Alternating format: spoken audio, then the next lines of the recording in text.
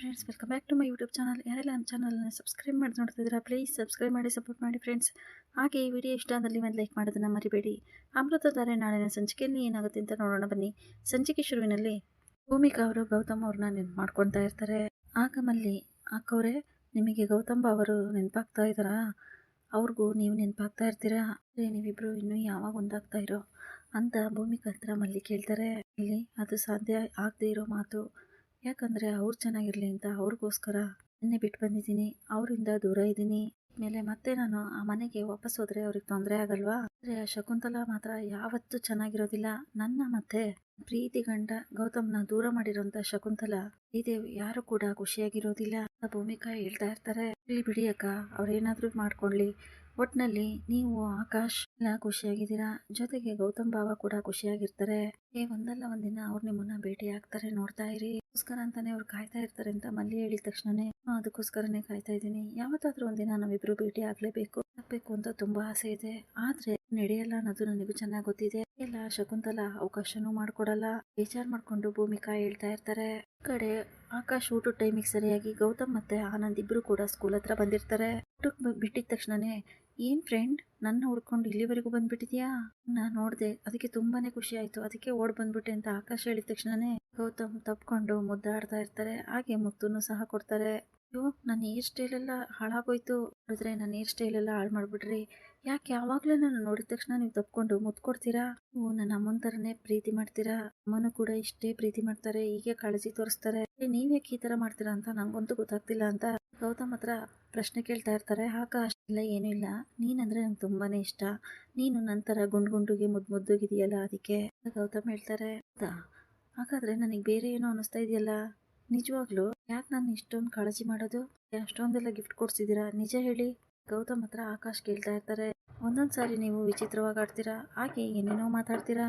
ನೀವು ನಮ್ಮ ಮಮ್ಮಿ ಥರನೇ ಪ್ರೀತಿ ಮಾಡೋದು ನೋಡಿ ನನಗೆ ನೀವು ತುಂಬ ಇಷ್ಟ ಆಗ್ತೀರಾ. ನನ್ನ ಜೊತೆ ಯಾರು ಇಷ್ಟೊಂದು ಪ್ರೀತಿಯಿಂದ ನಡ್ಕೊಂಡೇ ಇಲ್ಲ. ನೀವು ನನಗೆ ಒಳ್ಳೆ ಬೆಸ್ಟ್ ಫ್ರೆಂಡ್ ಅಂತ ಹೇಳಿ ಆಕಾಶ್ ಗೌತಮ್ನ ತಪ್ಕೊಂತಾರೆ. ಗೌತಮ್ಗೆ ತುಂಬಾನೇ ಖುಷಿಯಾಗಿ ಆಕಾಶ್ನ ತಪ್ಕೊಂಡು ಮಾತಾಡ್ತಾ ಇರ್ತಾರೆ. ಕೂಡ ನನ್ನ ಬೆಸ್ಟ್ ಫ್ರೆಂಡ್, ನಾನು ಯಾವತ್ತೂ ನಿನ್ನನ್ನ ಮರೆಯೋದೇ ಇಲ್ಲ, ಯಾವಾಗ್ಲೂ ನನ್ನ ಜೊತೆನೇ ಇರ್ಬೇಕು ಅಂತ ಗೌತಮ್ ಕೂಡ ಹೇಳ್ತಾರೆ. ಗೌತಮ್ ಮತ್ತೆ ಆಕಾಶ್ ಇಬ್ರು ಮಾತಾಡ್ತಾ ಇರ್ತಾರೆ. ಆ ಕಡೆ ಭೂಮಿಕಾ ಆಕಾಶ್ ಎಲ್ಲೋದ ಅಂತ ಹುಡುಕ್ತಾ ಇರ್ತಾರೆ. ಊಟದ ಟೈಮಿಗೆ ಊಟಕ್ಕೆ ಬಿಟ್ಟಿದ್ದಾರೆ. ಊಟ ಮಾಡೋದ್ ಬಿಟ್ಟು ಎಲ್ಲೋದ ಇವನು ಅಂತ ಮಾತಾಡ್ತಿರ್ಬೇಕಾದ್ರೆ ಹೊರಗಡೆ ಬಂದಿದ್ದಾರೆ ಅಂತ ಗೇಟ್ ಹತ್ರ ಹೋದ್ರು ಅಂತ ಇದ್ದವರು ಹೇಳ್ತಾರೆ. ಗೇಟ್ ಹತ್ರ ಆಕಾಶಕ್ಕೆ ಹೋದ, ಮಲ್ಲಿ ಬಂದಿರ್ಬೋದು ಅಂತ ಹೇಳಿ ಭೂಮಿ ಅಂತ ಹೋಗ್ತಾರೆ. ಅಲ್ಲಿ ಆಕಾಶ್, ಗೌತಮ್, ಆನಂದ್ ಎಲ್ಲರೂ ಕೂಡ ಮಾತಾಡ್ತಾ ಇರೋದನ್ನ ನೋಡಿ ಭೂಮಿಕಾಗೆ ತುಂಬಾ ಗಾಬರಿ ಆಗುತ್ತೆ. ಗೌತಮ್ ಅವರು ಆಕಾಶ್ ಜೊತೆ ಮಾತಾಡ್ತಾ ಇದ್ದಾರಾ? ಹಾಗಾದ್ರೆ ಗೌತಮ್ ಅವ್ರಿಗೆ ನಮ್ಮ ಮಗನೇ ಆಕಾಶ್ ಅಂತ ಗೊತ್ತಾಯ್ತಾ? ಆಕಾಶ್ಗೂ ಕೂಡ ಅವ್ರ ತಂದೆನೇ ಗೌತಮ್ ಅಂತ ಗೊತ್ತಾಗಿ ಇವ್ರಿಗೆ ಹುಡ್ಕೊಂಡ್ ಬಂದಿದ್ದೀರಾ ಅಂತ ಹೇಳಿ ಟೆನ್ಷನ್ ಮಾಡ್ಕೊಂತಾರೆ ಭೂಮಿಕಾ. ಆಯ್ತು, ನಿಂಗೆ ಟೈಮ್ ಆಗ್ತಿದೆ ಅಂತ ಅನ್ಸುತ್ತೆ, ಮತ್ತೆ ನಿಮ್ಮಮ್ಮ ನಿನ್ನನ್ನು ಹುಡ್ಕೋದಕ್ಕೆ ಶುರು ಮಾಡ್ತಾರೆ. ಅಮ್ಮ ಏನಾದರೂ ಇಲ್ಲಿ ನಿನ್ನ ನೋಡಿದ್ರೆ ಸುಮ್ಮನೆ ನಿನಗೆ ತೊಂದರೆ ಆಗುತ್ತೆ, ಮೊದಲು ನೀನು ಇಲ್ಲಿಂದ ಹೋಗು. ಗೌತಮ್ ಹೇಳ್ತಾರೆ, ಹೌದು ಅಮ್ಮ 1000 ಪ್ರಶ್ನೆ ಕೇಳಿದ್ರು, ಯಾರು ಇಷ್ಟೆಲ್ಲ ಕೊಡ್ಸಿದ್ದು ಅಂತ ಸುಮ್ಮನೆ ಹಾಗೆ ನಾಟಕ ಮಾಡಿದೆ. ನಾನು ಯಾವುದೇ ಕಾರಣಕ್ಕೂ ಅಮ್ಮನ ಹತ್ರ ಹೇಳೋದಿಲ್ಲ. ಆಕಾಶ್ ಹೇಳಿ, ಅಲ್ಲ ನಂಗೊಂದು ಅನುಮಾನ, ಇಷ್ಟು ಪ್ರೀತಿಯಿಂದ ಇಷ್ಟು ಖುಷಿಯಾಗಿ ನನ್ನ ಇಷ್ಟು ಚೆನ್ನಾಗಿ ನೋಡ್ಕೊತಾರೆ, ಅದರಲ್ಲಿ ಇವ್ರ ಮಗನ್ನ ಇವ್ರು ಎಷ್ಟು ಪ್ರೀತಿಯಿಂದ ನೋಡ್ಕೋಬಹುದು, ಎಷ್ಟು ಪ್ರೀತಿ ಮಾಡ್ಬೋದು. ನಂಗಂತೂ ನಿಮ್ ತರ ನಮ್ಮ ತಂದೆ ಯಾಕಿಲ್ಲ, ನಾನಂತೂ ಅವ್ರು ನೋಡೇ ಇಲ್ಲ ಅಂತ ಆಕಾಶ್ ಹೇಳಿದ ತಕ್ಷಣ, ಆಕಾಶ್ ಹೇಳಿದಾಗ ಆನಂದ್ ಮತ್ತೆ ಗೌತಮ್ಗೆ ಅದನ್ನ ಕೇಳಿ ತುಂಬಾನೇ ಬೇಜಾರಾಗುತ್ತೆ. ಎಲ್ಲ ನಿಂತ್ಕೊಂಡು ಭೂಮಿಕಾ ಕೂಡ ಕೇಳಿಸ್ಕೊಂತಾರೆ. ಹೋಗ್ಲಿ ಪರವಾಗಿಲ್ಲ ಬಿಡು, ಬೇಜಾರ್ ಮಾಡ್ಕೋಬೇಡ, ನಿನ್ ತಂದೆನೂ ಕೂಡ ನಿನ್ನನ್ನು ಇಷ್ಟೇ ಪ್ರೀತಿಸ್ತಾರೆ, ನೋಡ್ತಾ ಇರು. ಗೌತಮ್ ಹೇಳ್ತಾರೆ, ಎಲ್ಲ ಒಂದಿನ ನಿನಗೆ ಸತ್ಯ ಗೊತ್ತಾಗುತ್ತೆ. ಸರಿ ಆಯ್ತು, ನಿಮ್ಮ ಮಗನ ಹುಡ್ಕೋದಕ್ಕೆ ನಾನು ಖಂಡಿತವಾಗ್ಲೂ ಸಹಾಯ ಮಾಡ್ತೀನಿ. ಯಾರು ಹೇಗಿದ್ದಾರೆ ಅಂತ ನಂಗೆ ಹೇಳಿ, ಇವತ್ತಿಂದನೇ ಖಂಡಿತವಾಗ್ಲೂ ಹುಡ್ಕೋಣ.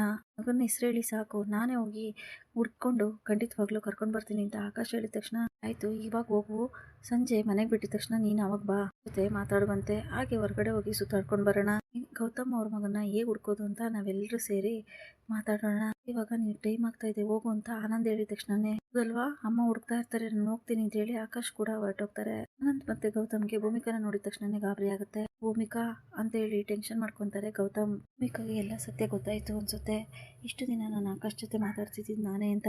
ಏನ್ ಮಾಡೋದು, ಭೂಮಿಕಾ ಈಗ ದೂರ ಹೋದ್ರೆ, ಈ ವಿಷಯಕ್ಕೆ ಕೋಪ ಮಾಡ್ಕೊಂಡು ಭೂಮಿಕಾ ಅವರು ಇಲ್ಲಿಂದ ಈ ಊರು ಬಿಟ್ಟು ದೂರ ಹೋದ್ರೆ ಏನ್ ಮಾಡೋದು, ಭೂಮಿಕಾ ಹತ್ರ ಮಾತಾಡ್ಲೇಬೇಕು. ಗೌತಮ್ ಅನ್ಕೊಂಡು, ಭೂಮಿಕಾ ಅವರೇ 1 ನಿಮಿಷ ಅಂತ ಹೇಳಿ ಅದಕ್ಕೆ ಅಂತ ಹೋಗ್ತಾ ಇರ್ತಾರೆ. ಗೌತಮ್ ಅವ್ರೆ, ನೀವ್ ಯಾಕೆ ಇಲ್ಲಿವರೆಗೂ ಬಂದಿದ್ದೀರಾ, ಏನ್ ವಿಷಯ ಅಂತ ಮೊದ್ಲು ಹೇಳಿ, ಮಗನ ಜೊತೆ ಏನ್ ಮಾತಾಡ್ತಾ ಇದ್ರಿ ಅಂತ ಕೋಪ ಮಾಡ್ಕೊಂಡು ಭೂಮಿಕಾ ಹೇಳಿದ ತಕ್ಷಣನೇ, ಏನು ಮಾತಾಡ್ತಾ ಇದ್ದೀರಾ? ಅವರು ನನ್ನ ಮಗನೂ ಕೂಡ.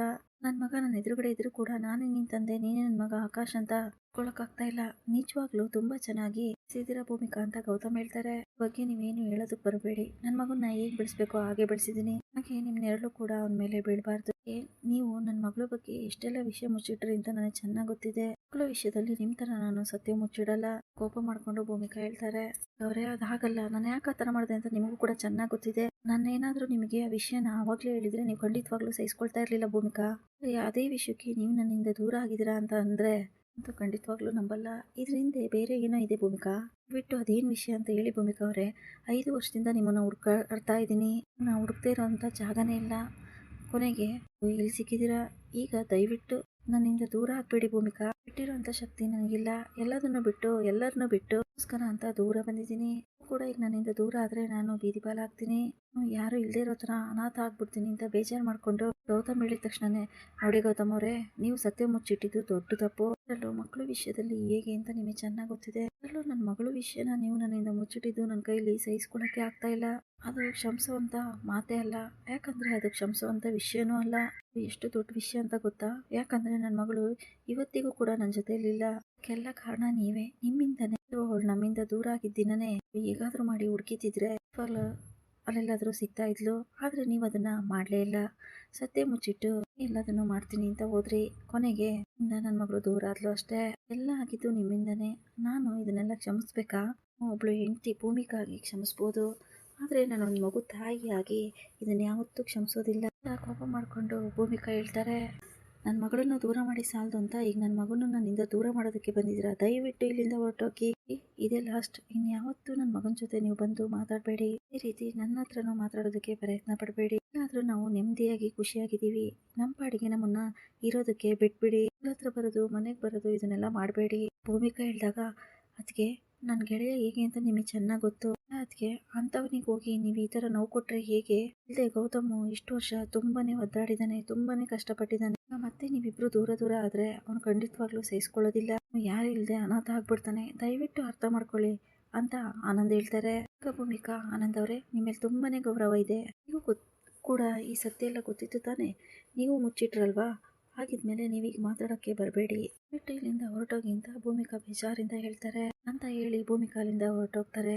ಒಂದು ಸ್ವಲ್ಪ ದೂರದಲ್ಲಿ ಹೋಗಿ ಬಚ್ಚಿಟ್ಕೊಂಡು ಸೈಡಲ್ಲಿ ನಿಂತ್ಕೊಂಡು ಮರೆಯಿಂದ ನೋಡಿ, ದಯವಿಟ್ಟು ಕ್ಷಮಿಸ್ಬಿಡಿ ಗೌತಮ್ ಅವರೇ, ಇದು ಬಿಟ್ಟರೆ ನನಗೆ ಬೇರೆ ದಾರಿ ಇಲ್ಲ.